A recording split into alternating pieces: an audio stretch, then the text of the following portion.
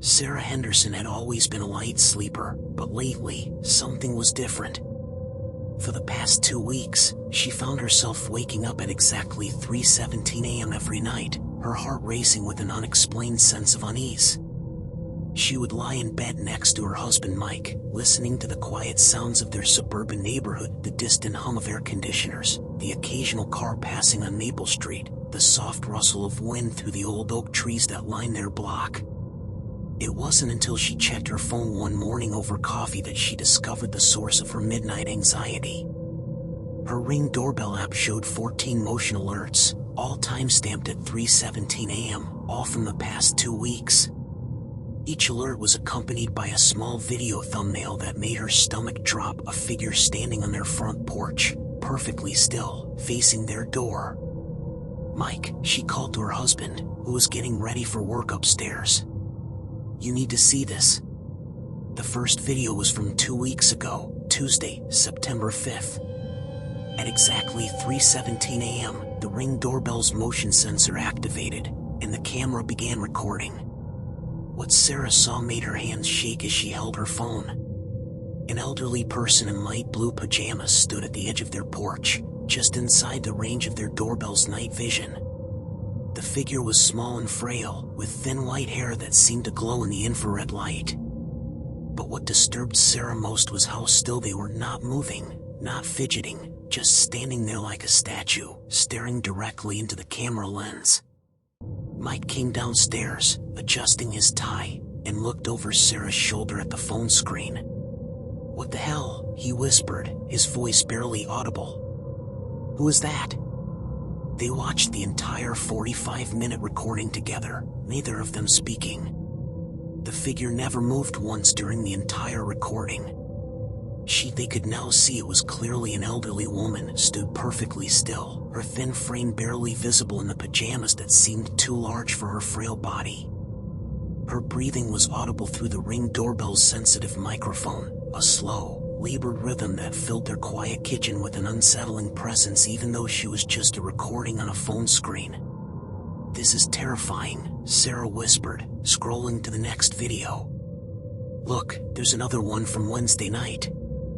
Same time." Each video was identical in its eerie consistency. At exactly 3:17 a.m., the elderly woman would appear on their porch, take her position at the edge of the camera's view, and stand motionless for 45 minutes to an hour. She never knocked, never attempted to open the door, never even shifted her weight from one foot to the other. She simply stood there, staring into the camera with hollow, vacant eyes that seemed to look right through the lens and into their souls. Mike called in sick to work that day. Neither he nor Sarah could concentrate on anything else. They spent hours going through each video, looking for clues about who this person might be and what she wanted. The woman appeared to be in her 70s, with white hair that hung limply around her shoulders. Her pajamas were light blue cotton, the kind sold at department stores everywhere. She wore no shoes, just thin socks that must have provided little warmth against the cool September nights. "We have to call the police," Mike said after they had reviewed all 14 videos. "This is stalking or something. She's trespassing on our property." But Sarah felt something different as she watched the woman's face in the grainy night vision footage. There was no malice in those vacant eyes, no anger or aggression in her perfectly still posture. Instead, she saw something that broke her heart: confusion. Deep, profound confusion mixed with a kind of desperate sadness that seemed to radiate from the small figure standing alone on their porch in the middle of the night. What Sarah and Mike didn't know was that they were witnessing one of the most heartbreaking and common symptoms of dementia. The Alzheimer's Association suggests 60% of people with dementia will experience wandering at least once. Some may do it repeatedly. More than half of persons with dementia will experience nighttime wandering, increasing their risk of falls and unattended home exits. The woman on their porch was experiencing what medical professionals call sundowning, increased confusion people living with Alzheimer's and dementia may experience from dusk through night. Studies estimate that between 1/4 and 1/2 of older adults with Alzheimer's disease, AD, and other dementias suffer from some form of sleep disruption. For many people with dementia, nighttime becomes a frightening maze of confusion where familiar places become foreign and the concept of home becomes lost in the fog of their deteriorating memory. Before calling the police, Sarah decided to check with their neighbors. She walked to the house on their left, where the Kowalski family lived, but they hadn't seen anything unusual. The house on their right belonged to an elderly couple, the Patels, who had lived there for over 20 years. Mrs. Patel answered the door with a concerned expression. "Oh my goodness, yes," Mrs. Patel said when Sarah described the woman in the videos. "That sounds like Margaret from 3 houses down. Margaret Webb. She's been having some problems lately, and her daughter Emily has been staying with her more often."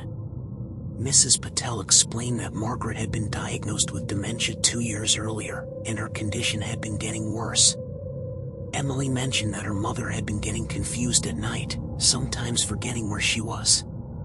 "But I had no idea she was leaving the house." Armed with this information, Sarah and Mike walked down Maple Street to Margaret's house. It was a small, well-maintained bungalow with a garden that showed signs of careful tending, though some areas looked neglected. Emily Webb answered the door, and Sarah could immediately see the exhaustion in her eyes, the particular kind of weariness that comes from caring for someone with dementia. Emily was 43 years old, a single mother who worked as a school librarian. For the past 6 months, she had been spending every night at her mother's house, trying to keep Margaret safe and comfortable as her dementia progressed. What she didn't know was that her mother had been slipping out of the house during the brief periods when Emily would fall into exhausted sleep. "She's been doing this for 2 weeks?" Emily asked, her voice breaking as she watched the Ring doorbell footage on Sarah's phone. "Oh God, I had no idea. I thought she was sleeping through the night. I've been so tired, and I guess I wasn't hearing her get up." The truth was both simpler and more heartbreaking than anyone had imagined. Margaret Webb, in the confusion of her dementia, had been waking up at 3:17 a.m. every night and not recognizing her own bedroom. In this case, the person sees nothing that looks familiar and may walk outside trying to get home. Many times, home is the place where the individual grew up. In Margaret's mind, clouded by disease, she was lost and searching for something familiar, something that would make sense in her increasingly senseless world. Dr. Jennifer Martinez, a geriatrician who specialized in dementia care, later explained to Emily what had been happening. "People with dementia often experience what we call time shifting," she said during Margaret's appointment. "Your mother's brain was telling her she needed to be somewhere else, probably somewhere from her past. The standing still behavior you described is actually quite common. Patients often become frozen when they're overwhelmed by confusion, like a computer that stops responding when it has too many programs running. Nearly 50% of seniors who wander will suffer a fall, fracture, injury, or some type of elemental exposure, according to a 2016 assessment of wandering behaviors in the International Journal of Geriatric Psychiatry." Margaret had been incredibly fortunate. For 2 weeks, she had been wandering through the neighborhood in thin pajamas and socks, standing motionless on porches for hours at a time, exposed to whatever weather conditions the night brought. She could have fallen, become hypothermic, or gotten lost beyond the familiar streets of her neighborhood. When Emily confronted her mother about the nighttime wandering, Margaret had no memory of it whatsoever. This is typical of dementia-related wandering. Patients often have no recollection of their nighttime activities. Margaret looked at the Ring doorbell videos with the same confusion and fear that she experienced every night when she woke up not knowing where she was. "That's not me," Margaret insisted, though the evidence was undeniable. "I don't go outside at night. I'm afraid of the dark." But the woman in the videos was indeed Margaret, trapped in a nightly cycle of confusion and fear that she couldn't remember or control. The Henderson family's discovery led to significant changes for Margaret and Emily. Dr. Martinez prescribed medication to help regulate Margaret's sleep cycle and reduce the confusion that led to her wandering. Emily installed motion sensors throughout the house and a security system that would alert her if any doors were open during the night. She also connected with a local support group for caregivers of people with dementia, where she learned that Margaret's behavior was far from unusual. This is a major predictor of caregiver burnout and one of the major causes of early institutionalization. Emily had been heading toward complete exhaustion, trying to care for her mother alone while working full-time and raising her own 12-year-old daughter. The discovery of Margaret's nighttime wandering was actually a blessing in disguise, as it forced Emily to seek the help and resources she desperately needed. The neighborhood rallied around the Webb family in ways that restored everyone's faith in human kindness. The Hendersons installed motion-activated lights along the sidewalk between their house and Margaret's, creating a safe path should she wander again. Mrs. Patel organized a neighborhood watch system where different families would take turns checking on Margaret during night hours. The Kowalskis, who worked in healthcare, provided Emily with information about local resources for dementia care, but perhaps the most meaningful support came from an unexpected source. When news of Margaret's situation spread through their small community, 3 other families came forward with their own stories of elderly relatives who had wandered due to dementia. They formed an informal support network, sharing strategies for keeping their loved ones safe while maintaining their dignity and independence. Margaret's nighttime wandering gradually decreased as her medication took effect and her sleep patterns stabilized. The motion sensors in her house helped Emily respond quickly on the rare occasions when her mother did get up during the night. More importantly, the community support allowed Emily to arrange for overnight care assistance twice a week, giving her the rest she needed to be an effective caregiver during the day. 6 months later, Sarah Henderson still checked her Ring doorbell notifications every morning, but now it was out of concern for Margaret rather than fear. The elderly woman no longer appeared on their porch at 3:17 a.m., but Sarah had developed a genuine affection for her neighbor. She would wave to Margaret when she saw her tending to her garden during the day, and Margaret would wave back with a bright smile, though she never seemed to remember their previous conversations. The Ring doorbell footage that had once terrified the Henderson family became an important tool in Margaret's care. Dr. Martinez used the videos to better understand Margaret's wandering patterns and adjust her treatment accordingly. The recordings also provided valuable documentation for insurance purposes when Emily applied for additional home care services. Emily often reflected on how different things might have been if the Hendersons had chosen to simply call the police instead of investigating the situation with compassion and curiosity. Margaret could have been arrested for trespassing, traumatizing an already confused elderly woman. Instead, the discovery of the nighttime wandering led to better medical care, community support, and ultimately a safer, more dignified life for Margaret in her own home.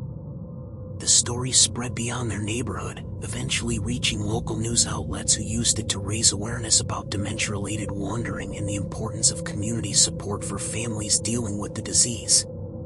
6 in 10 people living with dementia will wander at least once, many do so repeatedly. Although common, wandering can be dangerous, even life-threatening, and the stress of this risk weighs heavily on caregivers and family. Dr. Martinez estimated that thousands of elderly people with dementia wander at night without their family's knowledge, many of them ending up in dangerous situations. Technology like Ring doorbells and security cameras are actually becoming valuable tools in dementia care, she explained.